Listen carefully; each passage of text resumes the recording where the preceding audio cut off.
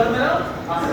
তাহলে আমরা এইগুলোকে বাদ দিয়ে আমরা যতই চেষ্টা করি আসলে কখনো শান্তি আনা করা যাবে না।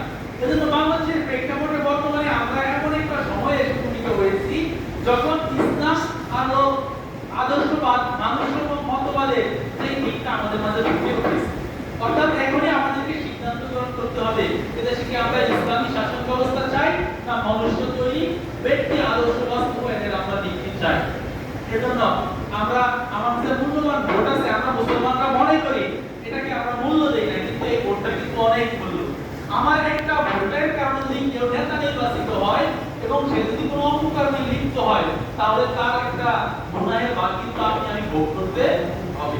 এজন্য আমাদেরকে বুঝে শুনে আমাদের সিদ্ধান্ত নিতে হবে।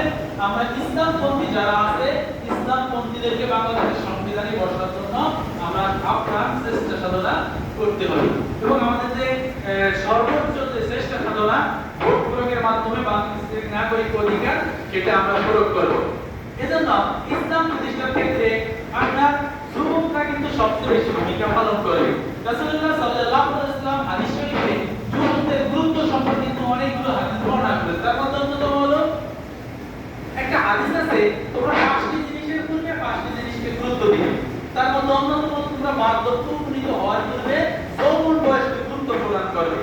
অনেকটা হাদিসে রাসূলুল্লাহ সাল্লাল্লাহু আলাইহি ওয়াসাল্লাম ইরশাদ করেছে হাশরের ময়দানে আপনার সাত শ্রেণীর মানুষকে আল্লাহ তাআলা তার আরশের ছায়ায় আশ্রয় দান করবে।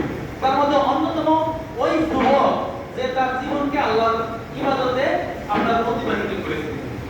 অনেকটা হাদিস আব্দুল্লাহ ইবনে মাসউদ রাদিয়াল্লাহু তাআলার হাদিস শরীফে আব্দুল্লাহ ইবনে মাসউদ রাদিয়াল্লাহু তাআলা বলেছে হাশরের ময়দানে কোন বনি আদম পাঁচটি প্রশ্নের জবাব না দিয়ে সামনে এক কদম অগ্রসর হতে পারবে না।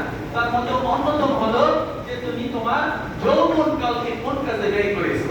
তাহলে ইসলামে এতটা গুরুত্ব প্রদান করেছে। শুধু ইসলাম নয়, আমরা দেখি আমাদের সমাজ ব্যবস্থা দুনিয়ার জিন্দেগি যদি আমরা বিবেচনা করি যুবকদের অবদানকে কখনো অস্বীকার করা যায় না। আমাদের 24-এর গণঅভ্যুত্থানকে ধরে এখানে কাদের হাত ধরে গণঅভ্যুত্থান ঘটেছে, যুবকদের হাত ধরে তো ঘটেছে। এজন্য একটা সময় এসে আমরা উপনীত হই বার্ধক্য উপনীত হই তখন চাইলে জিহাদের ময়দানে তলোয়ার নিয়ে ঢাল নিয়ে যুদ্ধ করা আমাদের বিদ্যুতের দ্বারা সম্ভব হয় না।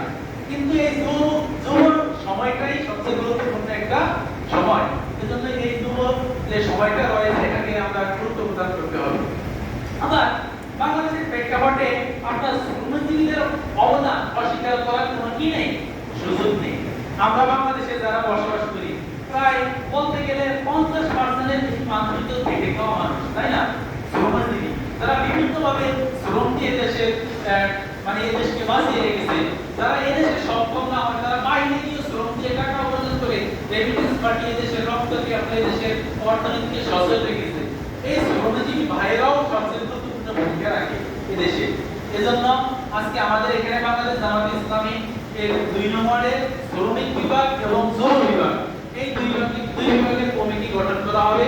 এজন্য আমাদের এখানে শ্রম বিভাগের পক্ষ থেকে আমাদের কমিটি গঠন করবে আমাদের ওয়ার্ডের সম্মানিত সেক্রেটারি ভাই আছে মাওলানা ইমাম হাসান ভাই, ওনার নেতৃত্বে উনি একটা কমিটি গঠন করবে।